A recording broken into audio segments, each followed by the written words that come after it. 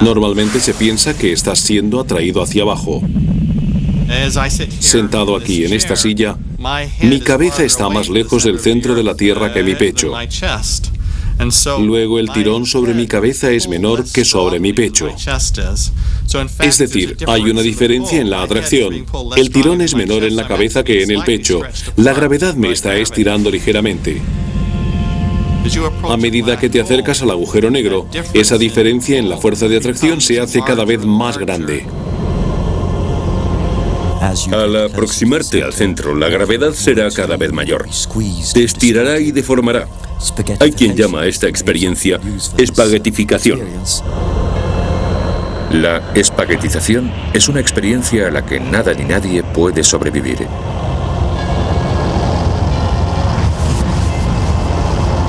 Los fragmentos se precipitan dentro de la negrura del agujero. Si nos cayéramos en el agujero negro, la gravedad estiraría nuestros cuerpos y los destrozaría incluso antes de llegar al horizonte de sucesos. It's no good. We can't break free. Get him out, Alan. He's accelerating. We can't hold him. Pero mucho antes de cruzar el horizonte de sucesos, tiene lugar otra cosa extraña. No solo el espacio se estira, también el tiempo.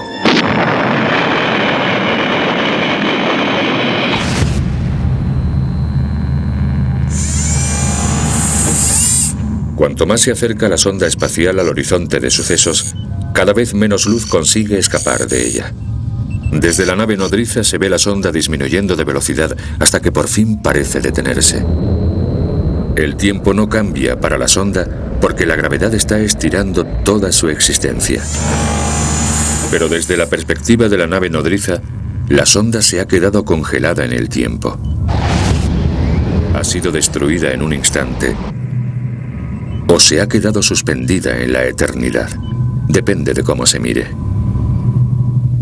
Sin embargo, si estás dentro de esa nave mirando hacia atrás, podrás saludarme, me podrás ver y posiblemente creas que yo también te puedo ver, pero no es así. Cuando entras en el horizonte de sucesos me puedes seguir viendo y más allá del horizonte de sucesos me seguirás viendo y así será hasta el momento justo de tu muerte. Oh my God, I'm gonna be sucked into a black hole. I'm gonna be sucked into oblivion. I'm gonna be nothing. And what's gonna be coming out the other side? I don't know. I'll save you, Dad. I can't get any closer. You'll have to jump. Piece of cake, son. Crack, crack, crack, crack, crack, crack,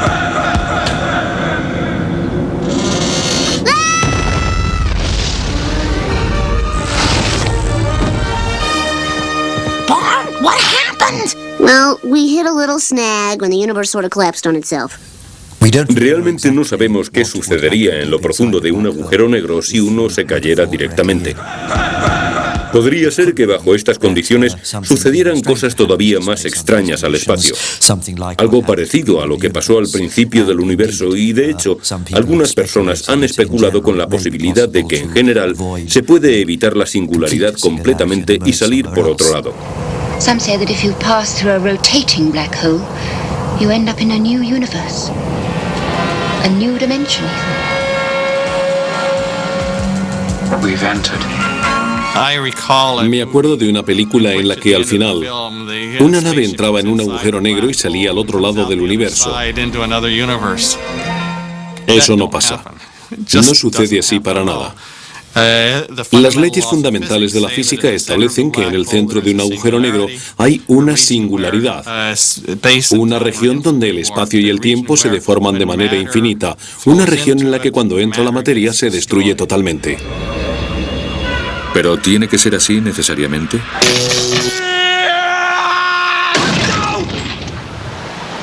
Ew. This is the worst place yet.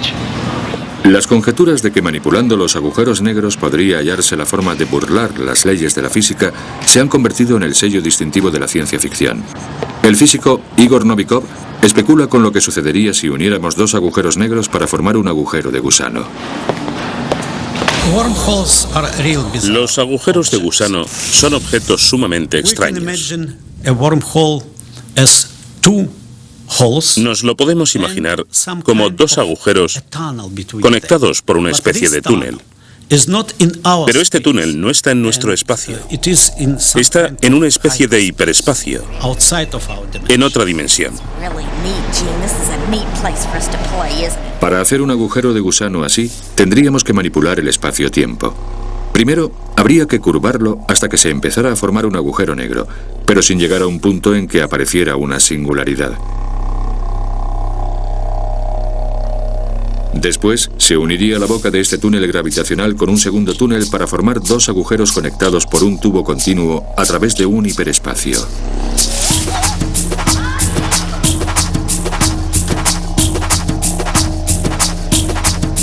El segundo paso sería mover uno de los agujeros al lugar hacia donde uno quisiera viajar.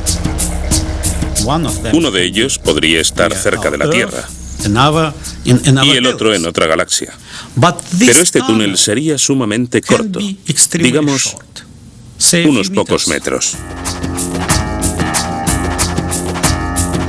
El problema es que el túnel sería también muy frágil y tendería a colapsarse en cuanto un viajero tratara de atravesarlo. Pero podríamos crear la tecnología adecuada para domeñar las feroces fuerzas que actuaran sobre el tubo. Habríamos abierto así un atajo interestelar.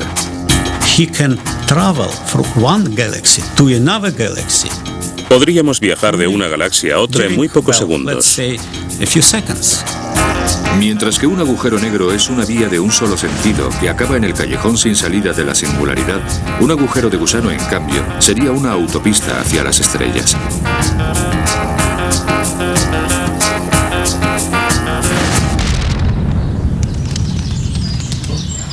He de decir que todas estas cosas están motivadas un poco por las ideas románticas de la ciencia ficción, y me parece muy bien, puesto que una gran parte de la ciencia funciona de esa manera y se consiguen cosas así.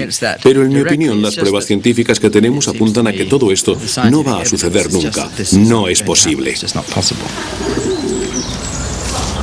Roger Penrose, de la Universidad de Oxford, está llevando las matemáticas de los agujeros negros en otra dirección.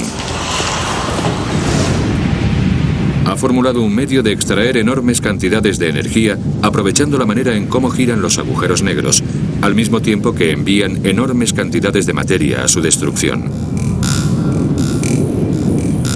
En el universo real, la mayoría de los agujeros negros deberían girar porque las estrellas que lo formaron estarían girando cuando se colapsaron. Su enorme gravedad haría girar toda la estructura del espacio de su alrededor, como el agua de un remolino.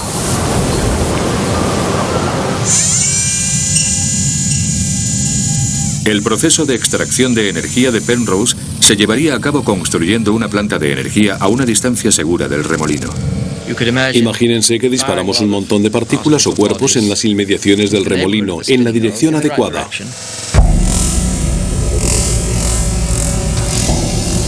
Las fuerzas de la espaguetización harían pedazos estas partículas. Una partícula entra en el agujero negro con energía negativa y eso significa que la compañera tiene más energía que la que ha caído dentro. De manera que mediante este proceso se puede extraer la energía de un agujero negro.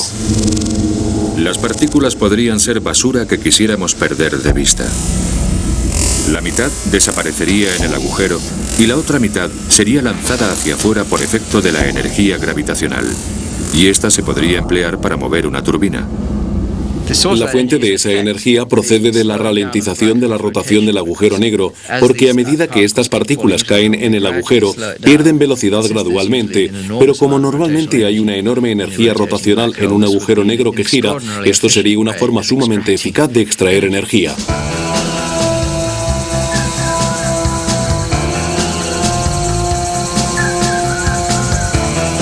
Todavía queda mucho para que la ciencia de la observación se ponga a la altura de las conjeturas más delirantes de la teoría de los agujeros negros.